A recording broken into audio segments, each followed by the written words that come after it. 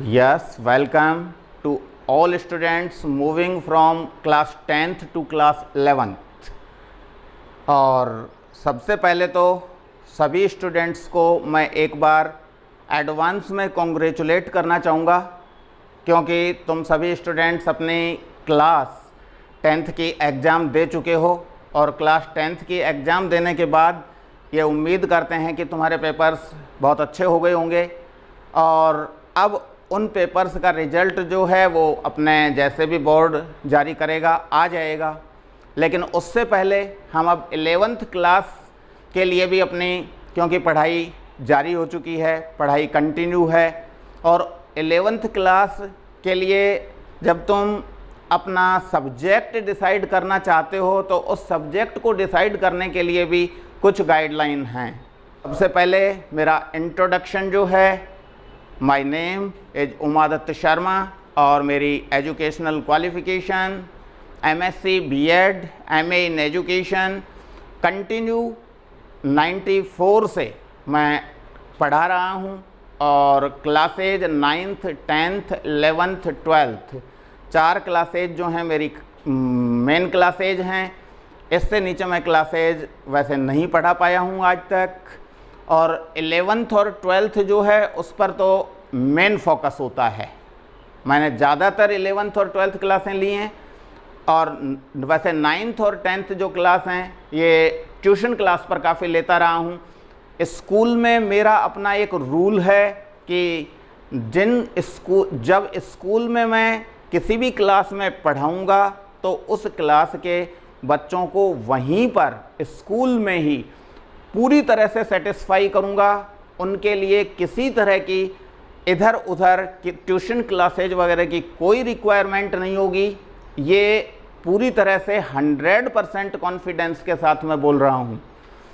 अब बात आती है हमारी सब्जेक्ट सिलेक्शन की, क्योंकि तुम सभी स्टूडेंट्स अब 10th क्लास की एग्ज़ाम देने के बाद सब्जेक्ट डिसाइड करने के बारे में ज़रूर सोच रहे होंगे।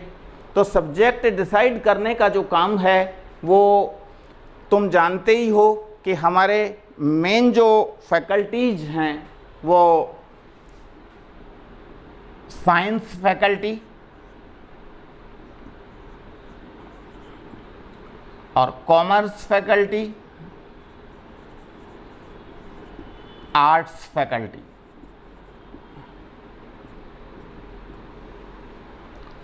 स्टूडेंट्स साइंस, कॉमर्स और आर्ट्स जो भी सब्जेक्ट चूज करें, सब्जेक्ट के बारे में स्टूडेंट को ये बात बहुत क्लियर होनी चाहिए कि सब्जेक्ट कोई भी बेकार नहीं होता। कई बार इस तरह की गार्जियन की या स्टूडेंट की किसी की भी मेंटलिटी हो सकती है कि ये सब्जेक्ट तो अच्छा नहीं है, इसलिए ये सब्जेक्ट तो हम नहीं लेना चाहते, और ये सब्जेक्ट अच्छा है और ये सब्जेक्ट हम लेना चाहते हैं। ये मैं अपने खुद के अनुसार बताऊंगा, ऐसी सोच बिल्कुल गलत है। ऐसा बिल्कुल नहीं सोचना चाहिए। सब्जेक्ट सभी अच्छे हैं। सब्जेक्ट अच्छे तभी हैं जब स्टूडेंट उस सब्जेक्ट में अपना इंटरेस्ट रखता हो। अगर सब्जेक्ट में स्टूडेंट का इंटरेस्ट है तो श्योरली रिजल्ट उस सब्जेक्ट में बहुत अच्छे होंगे। पढ़ने में बोर नहीं होंगे, पढ़ने में मज़ा आएगा। और अगर हमने अंडर प्रेशर कोई सब्जेक्ट सेलेक्ट कर लिया है तो ये हमेशा हमेशा के लिए हमारी बहुत बड़ी गलती हो गई है। होल लाइफ वो हमें परेशान करेगा। इसलिए हमें जो भी सब्जेक्ट चूज करना है वो किसी भी प्रेशर में ना किया जाए। स्टूडेंट का अपना सेल्फ इंटरेस्ट हो, उस इंटरेस्ट के बेस पर ही सब्जेक्ट का सिलेक्शन होना चाहिए। थोड़ा सा अब मैं जो आगे बढ़ता हूँ वो तुम्हारे मार्क्स 10th क्लास में क्या हैं ये डिपेंड नहीं करता सब्जेक्ट सिलेक्शन के लिए, बल्कि तुम्हारा इंटरेस्ट किस सब्जेक्ट में है ये डिपेंड करेगा सब्जेक्ट सिलेक्शन में। तो अगर तुम्हारा इंटरेस्ट अपने जो सब्जेक्ट होते हैं, ख़ास तौर से जो अच्छे सब्जेक्ट्स जिनमें स्टूडेंट मैथ्स, मैथ्स और साइंस, ये दोनों सब्जेक्ट अगर किसी स्टूडेंट के अच्छे हों, मैथ्स भी अच्छा हो, मैथ्स में भी इंटरेस्ट अच्छा है और साइंस में भी इंटरेस्ट अच्छा रहा है, तो वो स्टूडेंट हमारा जो सब्जेक्ट है वो मैथ्स साइंस जिसे कहते हैं, मैथ साइंस, या हम दूसरी तरह से कहें तो नॉन मेडिकल अपना सब्जेक्ट सेलेक्ट कर सकता है। और किसी स्टूडेंट का अगर मैथ्स ठीक नहीं है, मैथ्स में इंटरेस्ट कम है, लेकिन साइंस अच्छा है, साइंस अच्छा है, बहुत अच्छा है, तो ऐसे स्टूडेंट वही साइंस फैकल्टी में मैथ्स साइंस के बजाय बायोलॉजी साइंस जो है वो अपना सब्जेक्ट, या फिर हम ये कहें मेडिकल साइड सेलेक्ट कर सकता है। दोनों ही सब्जेक्ट साइंस फैकल्टी में, ये दोनों पार्ट हैं, math science non medical side है और बायोलॉजी साइंस जो है मेडिकल साइड है। किसी स्टूडेंट के अगर साइंस ठीक नहीं है, साइंस में इंटरेस्ट नहीं है लेकिन मैथ्स में इंटरेस्ट है, तो ऐसे स्टूडेंट जिनका मैथ्स अच्छा होता है, ये कॉमर्स में अगर कॉमर्स सब्जेक्ट अपना सेलेक्ट करते हैं तो बहुत अच्छा होता है, क्योंकि साइंस अगर ठीक नहीं है, साइंस में इंटरेस्ट नहीं है, तो फिर हमारे जो साइंस फैकल्टी के दोनों जो पार्ट हैं वो हमारे लिए फेवरेबल नहीं होंगे। तो उसमें मैथ्स अच्छा, अब कॉमर्स सब्जेक्ट के लिए मैंने बताया कि मैथ्स अच्छा हो तो हम कॉमर्स सब्जेक्ट ले सकते हैं, लेकिन कॉमर्स में दो चीज़ें आ जाती हैं, कॉमर्स विद मैथ्स और कॉमर्स विदाउट मैथ्स भी है। तो कॉमर्स विद मैथ्स, अगर हमारा मैथ्स सब्जेक्ट अच्छा है तो विद मैथ्स भी ले सकते हैं, और कॉमर्स वैसे अपने आप में भी एक मैथ्स है। तो कोई भी सब्जेक्ट जैसा इंटरेस्ट बनता है, मैथ्स बहुत अच्छा है तो कॉमर्स विद मैथ्स ले लें, और अगर मैथ्स ज़्यादा अच्छा नहीं है तो फिर कॉमर्स ले सकते हैं विदाउट मैथ्स। और अगर ना हमारा मैथ्स में अच्छा इंटरेस्ट है और ना हमारा साइंस में अच्छा इंटरेस्ट है, दोनों में ही अगर अच्छा इंटरेस्ट नहीं है, तो फिर हमारे लिए सब्जेक्ट सेलेक्ट करने में आर्ट्स ज़्यादा अच्छा रहेगा। ये मैंने एक जो गाइडलाइन दी है सब्जेक्ट सिलेक्शन के लिए, ये कोई एक फाइनल गाइडलाइन नहीं है, फाइनल गाइडलाइन इसे नहीं कहा जा सकता, लेकिन इतना ज़रूर है कि मैंने इसमें बेसिक बातें जो है सब्जेक्ट सिलेक्शन के लिए तो मैं समझाने की कोशिश की है। इस बेस पर अगर सब्जेक्ट सेलेक्ट करते हैं तो निश्चित रूप से मैं मानता हूं कि अपने को लाइफ में कहीं भी कोई परेशानियां शायद नहीं आएंगी, और परेशानियां नहीं आएंगी उसमें बात आती है। अब मैं इस समय जो बात करूंगा स्पेशली साइंस फैकल्टी के लिए करूंगा। क्यों? क्योंकि कॉमर्स और आर्ट्स, मैंने पहले ही जैसा कि बताया, सब्जेक्ट खराब नहीं है, सब्जेक्ट कोई भी खराब नहीं होता है। कॉमर्स में भी बहुत कुछ अच्छा हो सकता है, आर्ट्स में भी बहुत कुछ अच्छा हो सकता है। साइंस के लिए साइंस में मैं बातें इसलिए कर रहा हूं क्योंकि मेरा खुद का जो साइड रहा है वो साइंस फैकल्टी रहा है।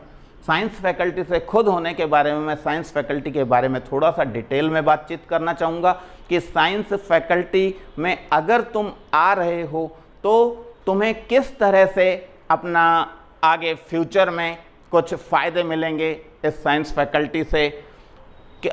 थोड़ा सा जो मैं गाइडलाइन दूंगा उस बेस पर हो सकता है तुम और साइंस फैकल्टी में हमें जाना चाहिए या नहीं जाना चाहिए और थोड़ा सा डिटेल में उस चीज़ को समझ पाएँ।